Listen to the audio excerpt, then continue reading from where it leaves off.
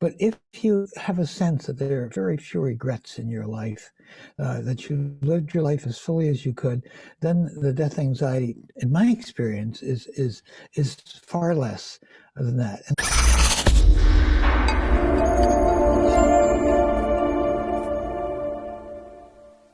I am so excited for this conversation today. I will be speaking with Professor Irvin Yalom, who is a world-renowned American existential psychiatrist, emeritus professor of psychiatry at Stanford University, author of Existential Psychotherapy, When Nisha Wept, Love's Executioner, and now A Matter of Death and Life, Love, Loss, and What Matters in the End.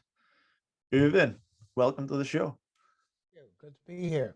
I read through your book. It just came out. The book is by you. I loved reading it. I have no secrets in admitting that this book, it made me very emotional at times. It's a heart-achingly beautiful book. So I wonder if we could just sort of, let's just start right at the beginning. What kind of made you and your wife, Marilyn, write the book together? Well, Marilyn. First of all, let me say that, as readers will see, I've known Marilyn really since I was just turning 15. So I've known her all my life, and I'm 89 now. So this is a very, very, very long relationship, and it's unusual. My relationship to her, has gone on all these years, all my life. And I'm also a therapist who's worked a lot with bereavement and patients who have lost. So I felt from the very beginning, that I was going to have a very difficult time in my grief, and certainly that's proven true. But Marilyn and I were taking a walk one day in a park right a couple of blocks from our house, and she said to me, I think that you and I should write this book together about my illness. And I said to her, oh, that sounds like it's a very good idea to write a book about this. Now, I want you to go ahead and do it. I'm working on this other book, as you know. But Marilyn, who was pretty insistent at times, say, no, you're not going to write that book. You're going to write this book. So I turned away from my other book. I was working on a book of stories, and so we decided that we would work on a book about her illness and what she was facing. She had a cancer that sometimes people can live with for a great many years. It's called multiple myeloma. It's a cancer of some of the blood cells, but it's often fatal. So I agreed that I would work on this with her, and we would write alternating chapters. And so we did. She wrote a chapter, I wrote a chapter from my standpoint of what's going on with my feelings towards her and how we're doing. And then after she died, I decided to write the second half of the book by myself. And that part of the book has to do with looking at me and my grief and how I dealt it. So the name of the book is a matter of death and life, her death and my life afterwards. So it's a book about her dying, and it's a book about what grief has been like for me. How would you best describe Marilyn and your relationship to her? Marilyn was. Let me tell you a story about our growing up and what it was like.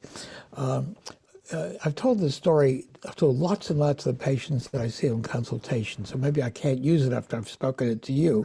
But the story is that my father came from Russia. My father and mother, a little tiny village there. It's called the Shtetl, which is a Jewish village. And they came over to this country. My father opened up a little grocery and liquor store on First and S Street in Washington. And it was in the middle of a very rugged neighborhood, lots of crime. It was a black part of Washington, D.C. Washington was segregated then, where the blacks lived and where the whites lived.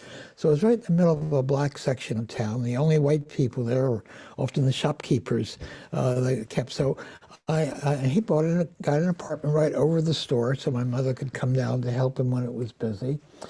And I grew up there till I was about 14. It was a very rough youth for me because the only friends I had were black friends. My parents wouldn't let me bring them into the house or go to their house. So I spent a lot of time at the library reading at that point, and it was really quite a rugged growing up.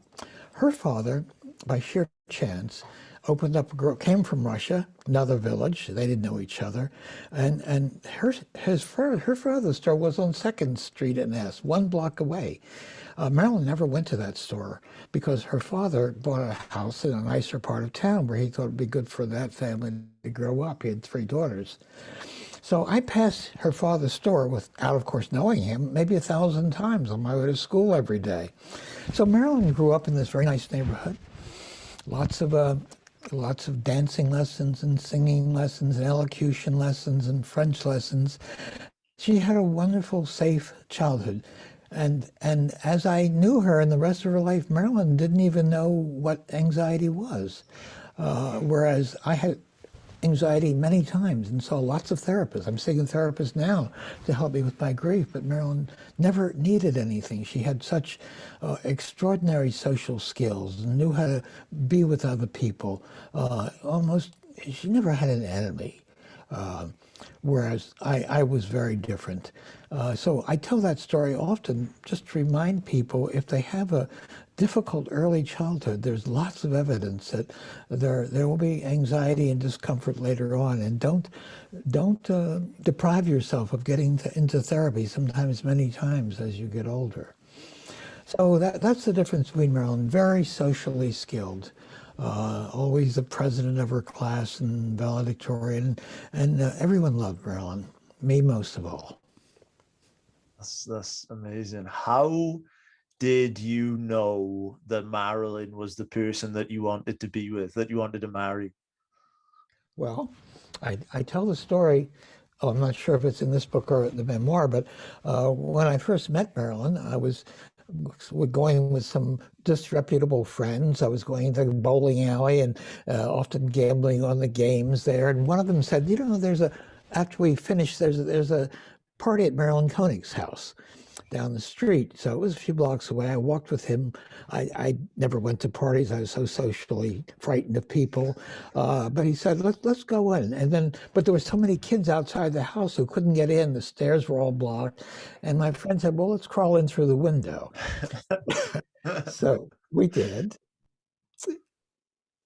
And I saw Marilyn speaking to people. I didn't know who she was, but I went up to her, but I was very attracted to her. And she was very tiny. She's hardly 5 foot tall and weighed about 95 pounds, always like that, even into old age.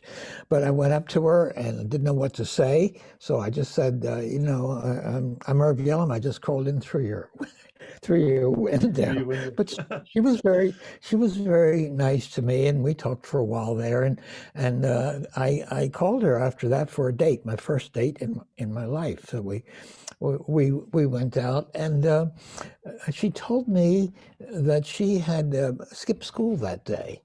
That was strange. And I said the reason was that she had stayed up all night reading the rest of the book, Gone with the Wind, which is quite a long book. And so she was too tired to go to sleep that day. So that won me over, because I was a man of books. I spent all my time in the library growing up. So that we had it in common, and always had that in common. So that's when we met, that date, and then the first date afterwards when I heard that she had skipped school, and I was totally devoted to her after that. And if you look back through, say, the entirety of your marriage, how would you sort of best overall, give a sort of summary of the ups, the downs, the highs, the lows? Like when you look back, how would you sort of best describe the relationship? Well, The relationship was always, there was always an intellectual aspect to it. She got a PhD in French and comparative literature, social. She always taught at a college, and I always taught too once I finished my training. So we had this academic background together. So it was something that was always inviolate to her. There was a time I got a Rockefeller Foundation grant for writers, and we went to a place in Bellagio, Italy, and we had a nice apartment they gave. There were about 15 writers who had gotten the award for what's a month or two. I've forgotten how long it was, but they gave the writers a little office where they could write also, and then we had our own apartment. But Marilyn started talking to me at that point about some work she was doing with French women who had observed the French Revolution and what they had written about it. And she talked about that. And I said to her, that sounds like an interesting, story. Maybe there's a book in here for you. And she began thinking. She had not written a book at that point. She began thinking about that. And I said, let's ask the people at Rockefeller whether you could get an office too.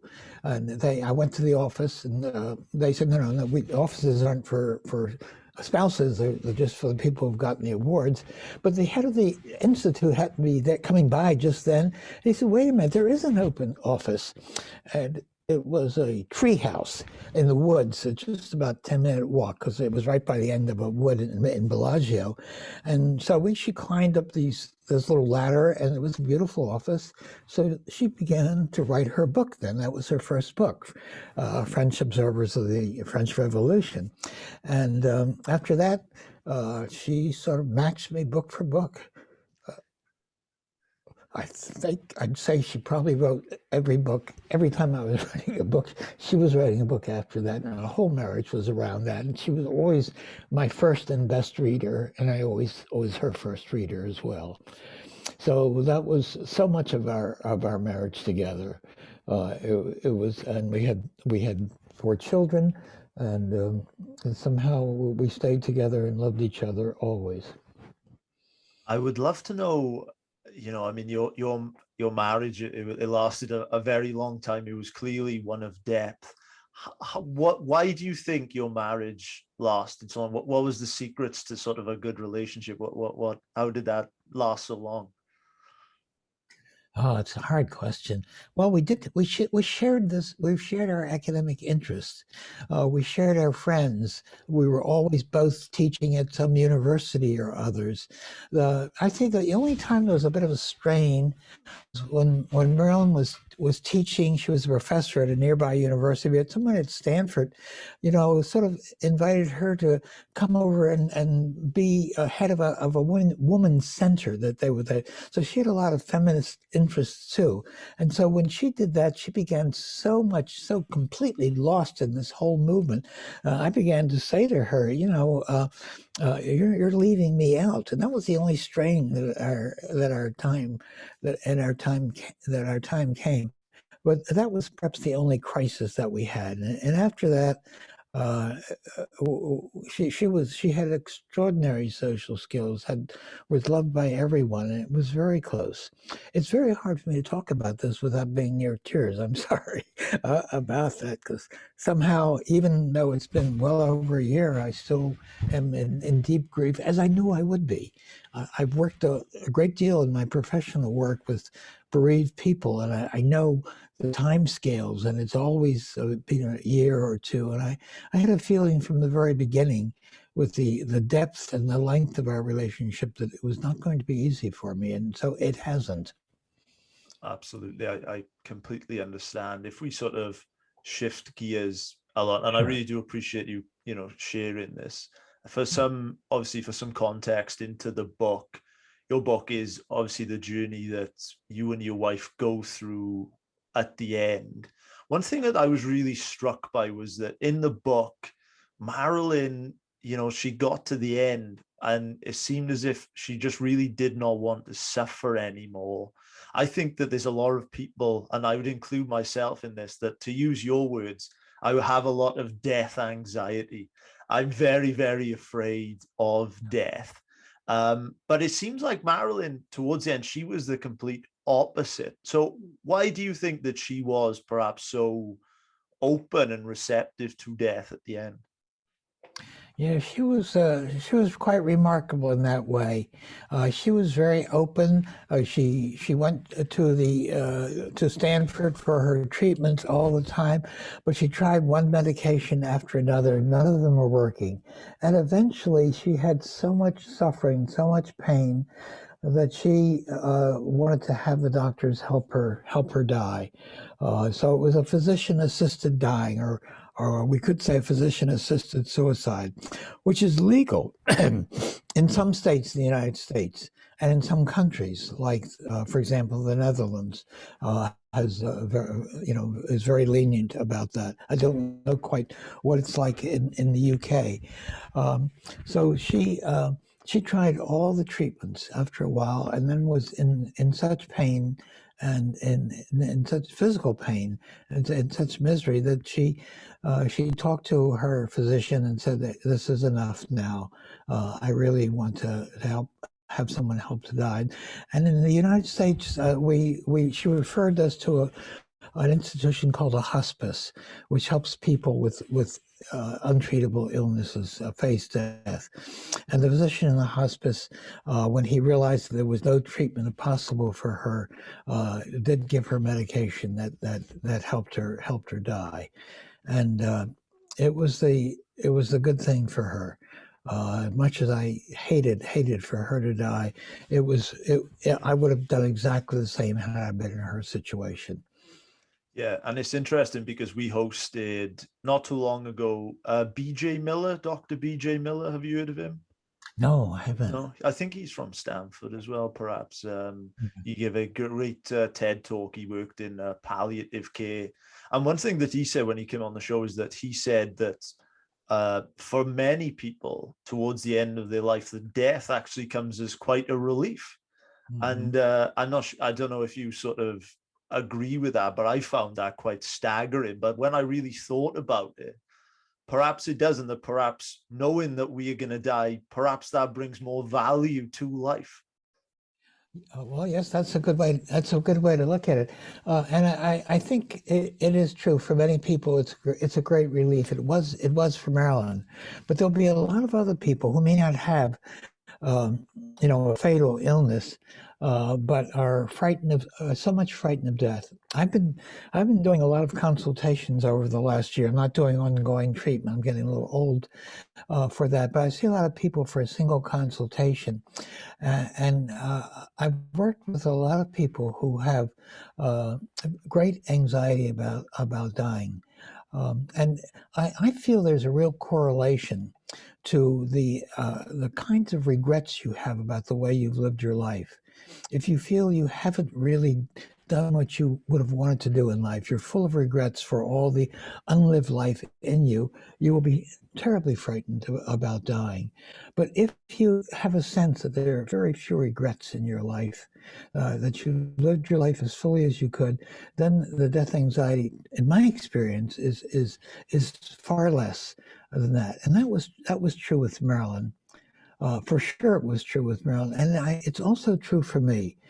Here at 89, I don't know how much longer I'll live. Probably not a great deal longer. But I have very little death regrets. Very little death anxiety at this point. Almost none. Which is quite extraordinary for me. So I feel I've done what I could in life. I'm satisfied with my life. I don't feel there was any much unlived life in me, so that I can really do this.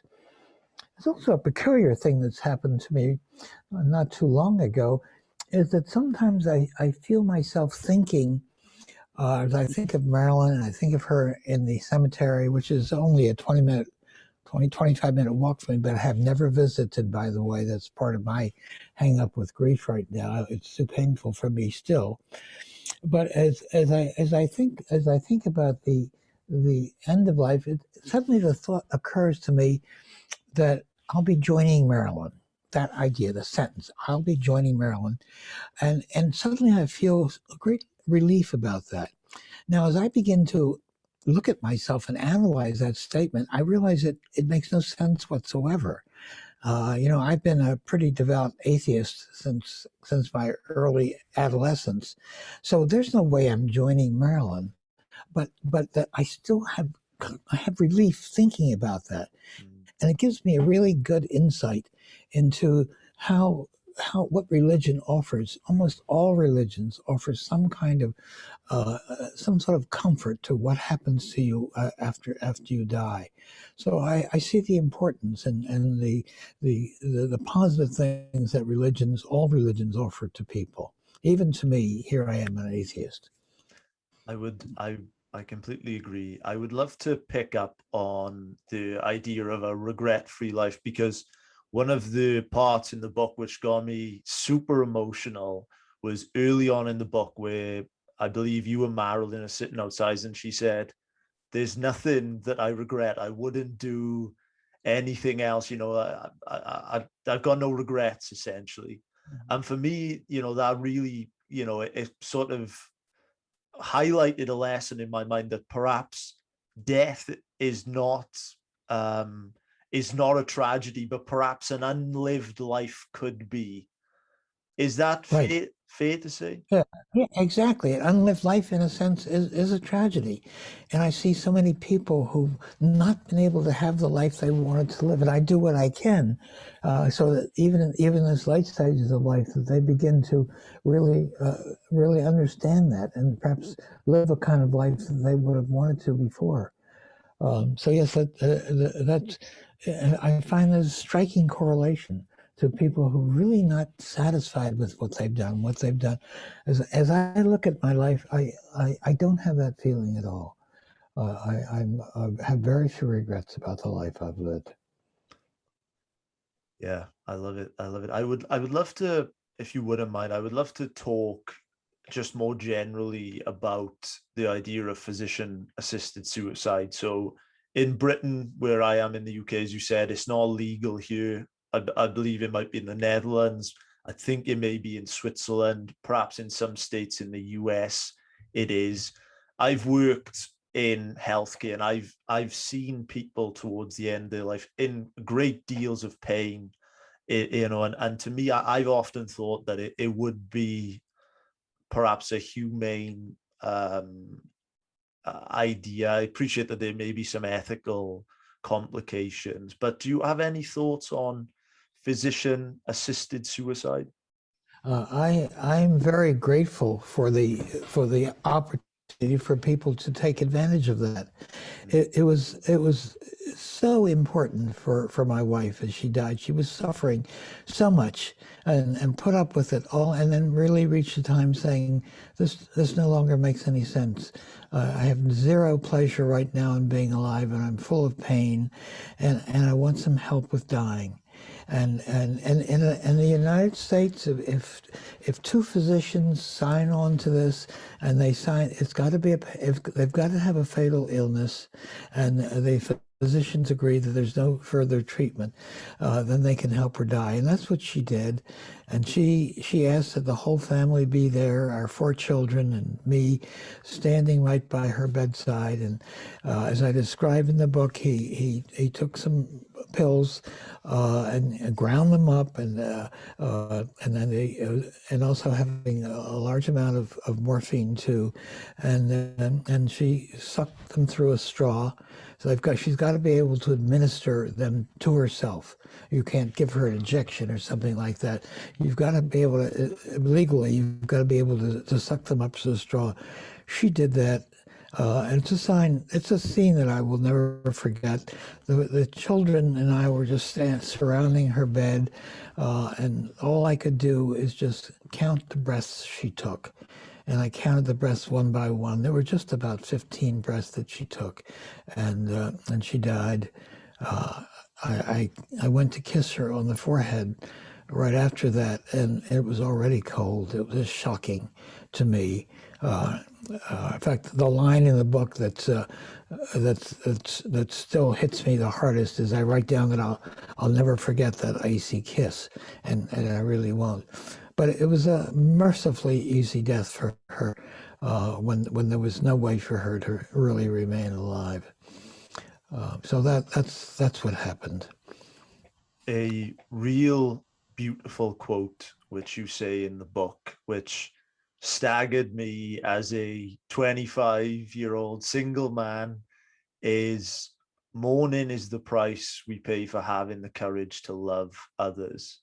I cannot tell you how deeply this connected with me on emotional. This is one of the most beautiful lines I've ever read, I think. What does this quote mean to you? Oh, yeah. Well, it means that if you really devote a life to that kind of love, you know that at some point it's going to end. Yes, it would be beautiful, perhaps, if the two of you could go together, and that would have been possible for me. I probably would have done it. Yes, I think that's a good quote. I've forgotten whose quote that was. I quoted it in the book, but anyway, I agree with that very much. And I've worked, as I started to live without Marilyn, one of the things that I began to do is I began noticing all the books on my shelf that I had written that I had never really reread.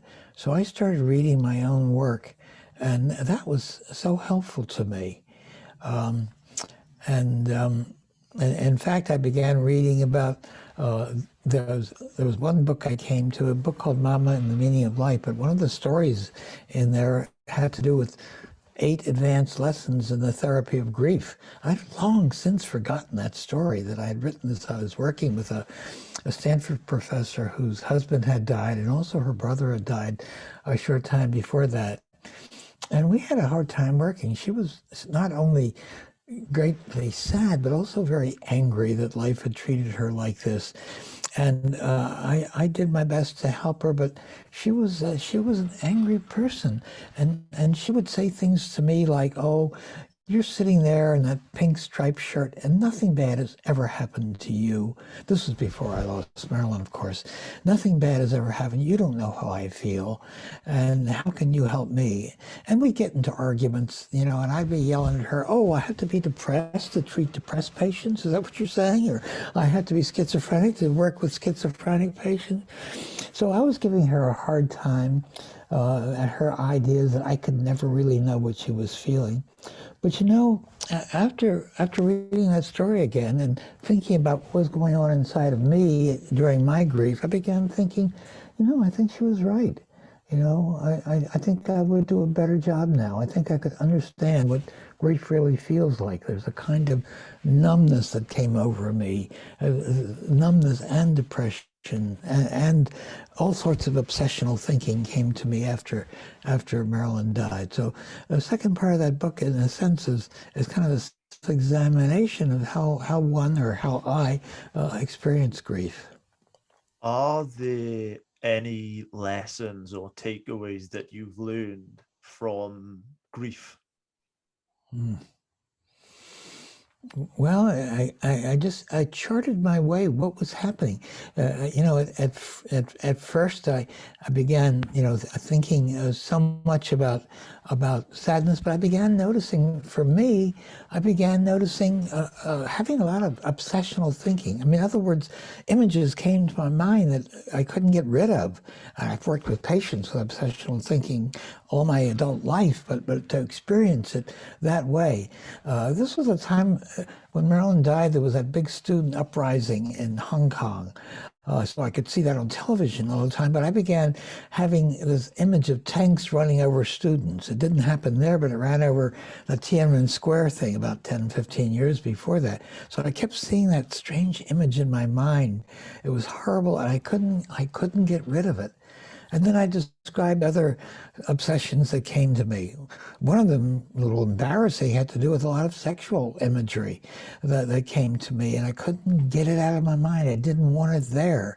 I began being very embarrassed about it, and I started reading about it and couldn't really find it in the literature, but with a lot of help from my research assistants, it's not uncommon. but you have to ask people about it. They don't volunteer it. But a lot of people who are in deep grief experiences after their spouse leaves, and it was with me for quite some period of time. You mentioned in the book that the Schopenhauer cure presented a great source of comfort for you. What did that book bring to you? Yeah, I'd forgotten a lot of these books. I wrote a lot of books, and this was an old novel that I had written, and it's a novel about.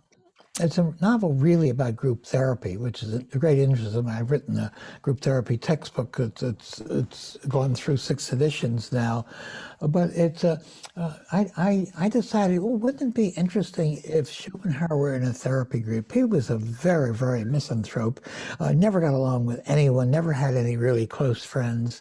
It was a very difficult character to be with, but I was thinking, what would it be like if Schopenhauer were in a therapy group? Of course, I couldn't have Schopenhauer in a therapy group. There's no such thing when he was alive, but I created a character that was very much like Schopenhauer, and put him into a group, and I had a very interesting time writing that book. I think as I did it, I had alternating chapters: Schopenhauer's real life, and then this therapy group that was going on that had a character in it so much like Schopenhauer, who did participate eventually in the group, and the group was very helpful to him, and he was on his way to becoming trained as a therapist. So I had a wonderful time writing that book. I've written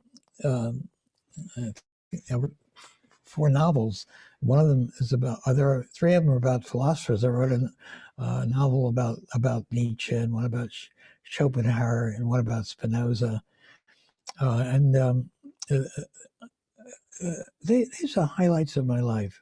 I loved writing those books.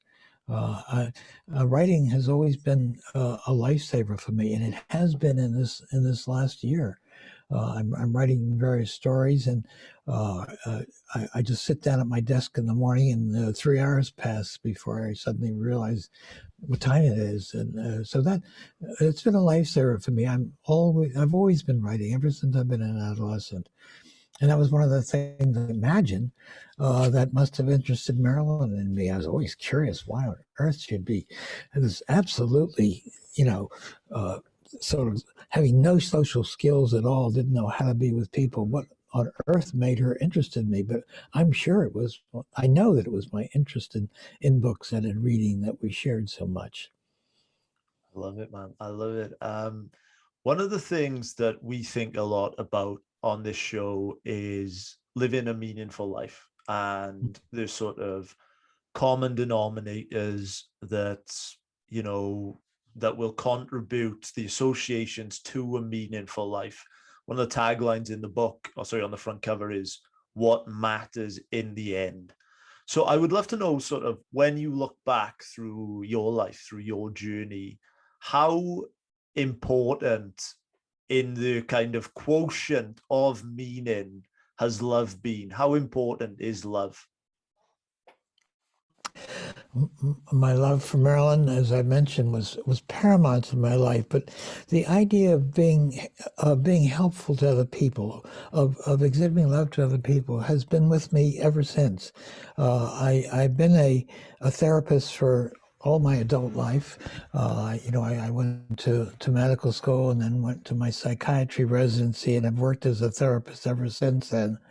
So, that idea is even stronger now than ever. What I really want to do is to be helpful to people.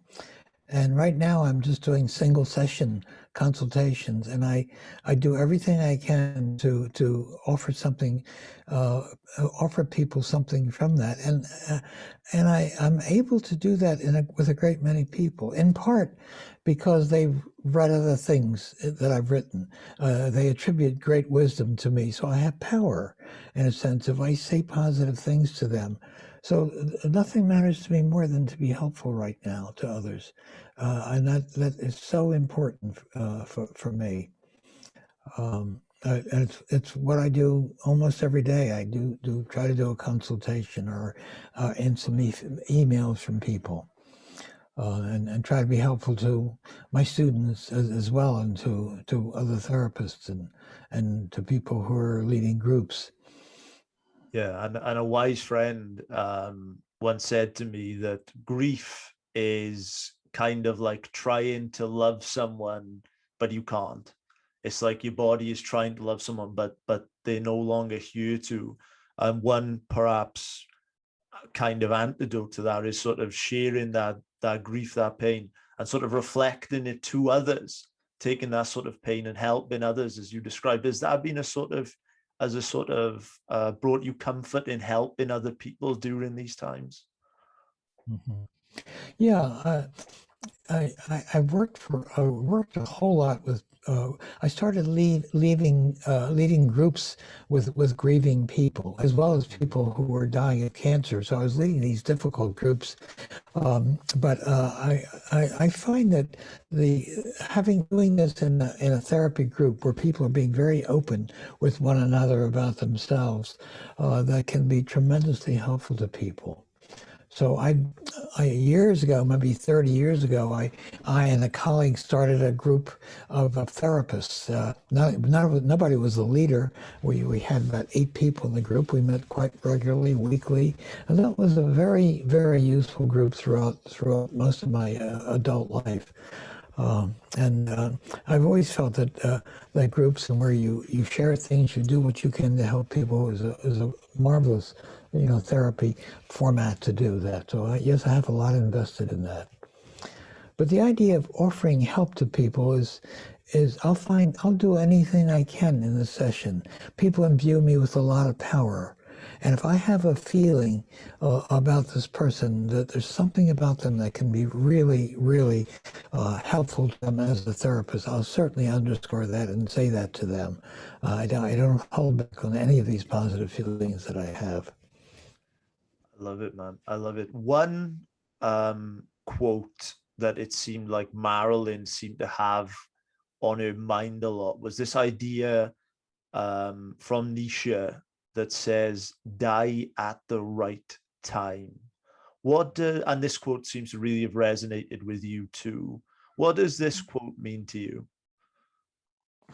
Well, I think it's the idea of having few regrets about one's life. A feeling that you've really fulfilled yourself and you're pleased with the way you've lived your life. I do feel that way for myself right now, but I've worked with so many people who have so many regrets for what they haven't done. They realize the talents they have that they never really explored and used, or their love for other people, and never done that. And I never hesitate to try to use that now when I work with people. So I think die at the right time is the same thing as living without regrets, and having pleased and being proud with the way you've lived. What are some of the biggest regrets that you've noticed that people have had in their lives? I think it's the regrets of never having been a loving person to other people, as well as never experiencing and using the talents that you have, of knowing you've got talents to do some things, but never been willing to explore that. So it's looking at yourself and what do you regret about your life? What are the things you would have liked to have done but have never done, or been too timid to try that? So I will push people to really try to explore that in life. And they know that they could have done writing. They know that they could have been more helpful to other people. They know that perhaps they could have been better parents or better children. And what can we do to try and change that? So I think that's something I work with a great deal in therapy. I'm so passionate about this idea, and my co-host Lewis and we often talk about this idea of playing our part. We say that, when our time comes, we just want to say at the end, look, that we weren't perfect, we made mistakes, we messed up a lot, but we played our part. We wasn't on the sidelines, we gave it a good go. So I love this, and I resonate with this so much, and I completely agree. I would love to know, when you look back through your life, are there any things that you wished you did less of?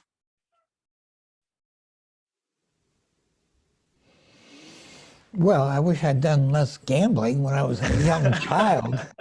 But you know, the last decades, I don't have that feeling. I do not have that feeling. I feel like I've done what I wanted to have done. Well, that's being a therapist, of course, because my job is really being kind and being helpful to people. And I'll do anything I can in the interviews that I have with people to be helpful. I'll try to make a point of working in the here and now with people, which means that I'm not only asking people about their past, but I spend every session I'll have with people, I'll try to take a look at how are the two of us relating to one another. Because I think that the relationship we have with each other can be a kind of example of a paradigm of how they relate to other people. It's a mirror of that. So if I'll give you an example. One of the first one that comes to mind, I've talked about this before, I know, but I had a MD, a doctor, who was single. She was a very lovely woman, very beautiful, but she came to me and wanted to talk about the fact that she always had a lot of first dates, but she never had a second date. And why was that? So I was always trying to explore this with her and seeing what was happening. But when I tried to talk to her about, as I will often do, can we take a look at how the session's going for you today? How are you and I doing in this talk? What have you been feeling about me or my questions or something? I had this sense that she would never relate to me. I tried every way I can, and I've been doing this for years and years and years. I just couldn't get her to really talk about her and me and what is she feeling and this thing. And so after a while, I began to confront her with that. What's happening between the two of us? And she didn't annoyed with me a while. Well, why are you focusing on that?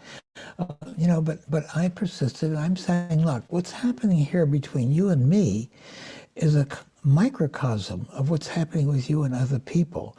And she didn't quite understand that, but I'm saying, well, here I am. I'm trying to make contact with you, but I can't get close to you. And I think this is probably what you do with other people, that you relate to them, you talk about things, but you'll never take a look at what's happening between the two of you.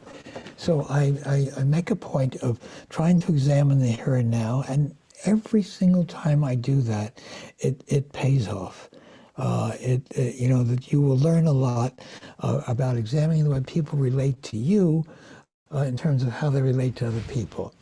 I worked recently with a woman who, just like you and I are looking at each other, but her head was so tiny because she was sitting very far away from the screen. I knew immediately that this woman is going to have problems with relationships, and so I kept kind of focusing on that. Well, how come you're sitting so far away from the screen? So I made a point. What are you talking about? That is so silly. Here, well, I want to talk about things, but actually, my issue was the real issue for her, that she's frightened with people. She's frightened of being close. She's frightened of being up front. So I really try to take a look at that. It was a harrowing experience for her, but I think it was very useful for her. So working in the here and now is always an important part of my sessions with individuals, both on Zoom and when I'm meeting them face to face. I love it, man. I love it. The book we've been discussing today, A Matter of Life and Death, Love, Loss, and What Matters in the End. I appreciate we don't have too much longer together, so I would love to just kind of ask the line by you which really stands out to me. What matters in the end? What does matter in the end? What does matter in the end, I think, is a well-lived life. I'm going to be repeating myself, but it's a well-lived life where I can speak for myself. I have very little death anxiety at this point. I feel pleased with myself. I think that I really had that happen when I started looking at my own writing, and I said, I had a bad early start in my life. The first 14 years were awful for me, but I think I've overcome that. I'm proud of what I've done. I don't think I have any unused talents and abilities. I'm very concerned about the people who are close to me with my 4 children, and I do whatever I can. I'm very proud of them and the kind of people they've become. So that means a tremendous amount for me. Man, I love that answer. I love that answer. We always sign off with a couple of just quick fire questions. Sure. What books that you've read have impacted your life the most? Whoa, that's a difficult question. That is a very difficult question. Well, for one thing, I have to tell you that I I go to sleep every single night as long as I can remember with reading something. At night, I'll be reading a novel. So I'm addicted to reading. So there are so many books that I read, and it's so hard for me to answer that. I love great writers. I'm just the book I've been reading recently is a book by John Banville, the British novelist, and he's won a Man Booker Prize. So I love writing, and I love his sentences. I'll go over the sentences. How on earth has this man done that?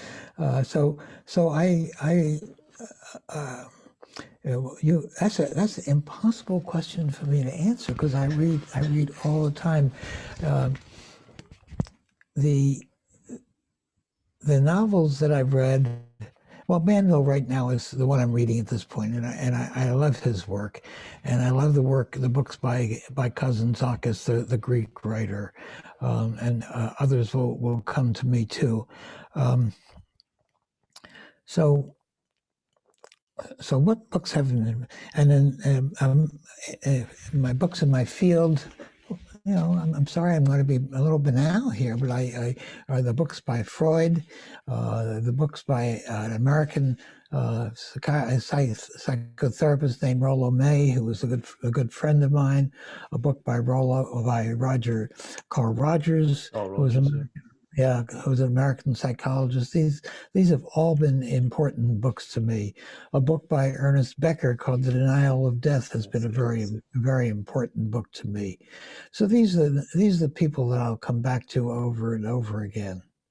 I have some very good ones in there. I recently read Carl Rogers on Becoming Human. I thought it was superb.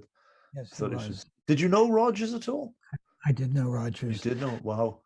When I was in the Army in Hawaii, they sent me for 2 years, the most wonderful 2 years anyone could have, living on the beach in Hawaii, being in the Army. But I would have stayed. Marilyn and I both would have stayed in Hawaii because it was such a paradise, but there was no medical school that I could have taught at that point. So I applied to Stanford University because it was as close to Hawaii as you could get. You know, it's in San Francisco or nearby. So I applied there, and I got tickets to fly to San Francisco and a ticket to go to Illinois. So because that's where Carl Rogers was. So I was going to fly to Stanford and see if I could get a job there. And then I was going to go on and visit Carl Rogers and see maybe if I could get a position in the hospital he was working at that time. But I got a very nice invitation to join Stanford, and I canceled my ticket, got a refund for it, and did not go to Mendota State Hospital where he was. But later he moved to San Diego, and I visited him a couple of times down there.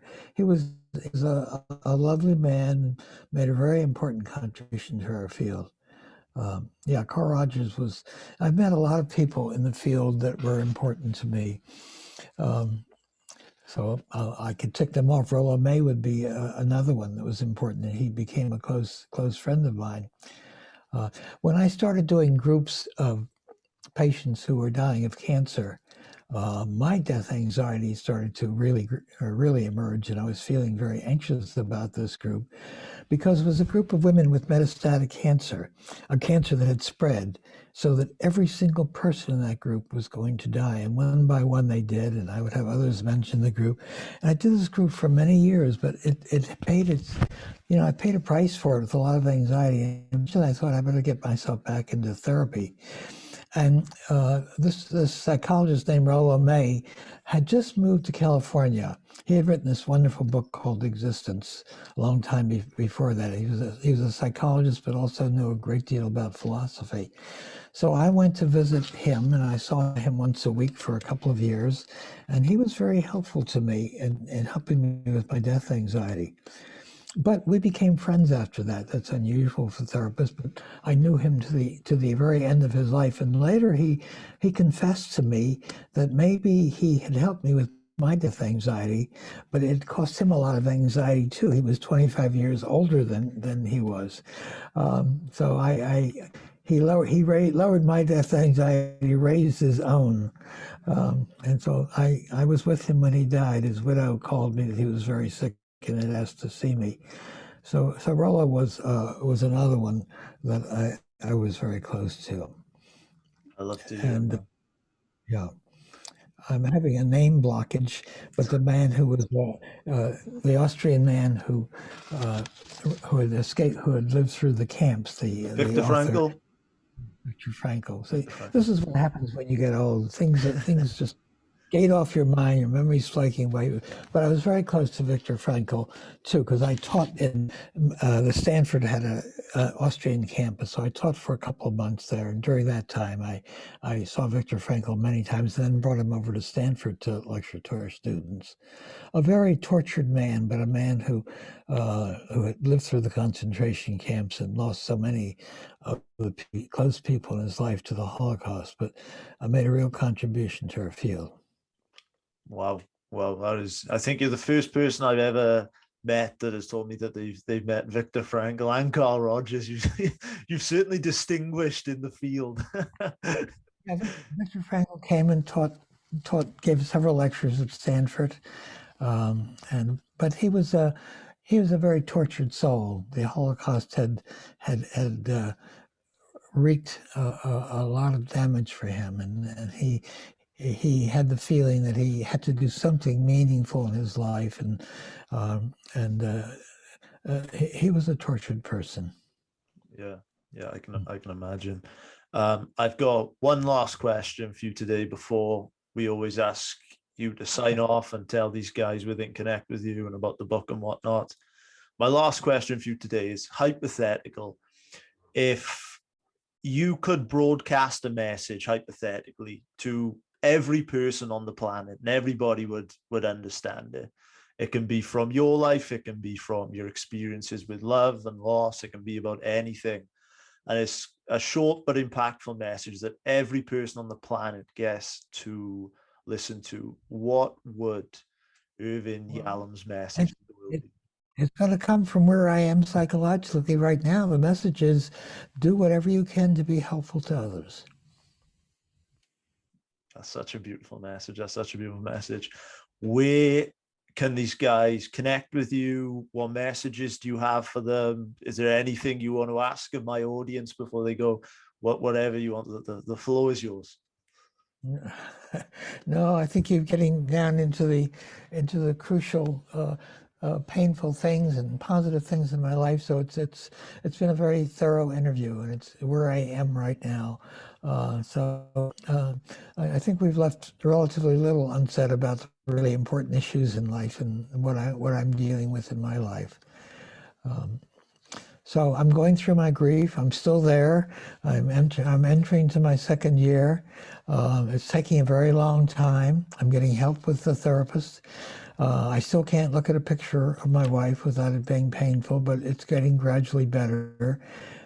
Grief will always last for at least a year, and often, as in my case, maybe a couple of years, but I want to try to rejoin life again. I'm grateful for you taking the time. I'm grateful that you exist. I'm grateful that you write.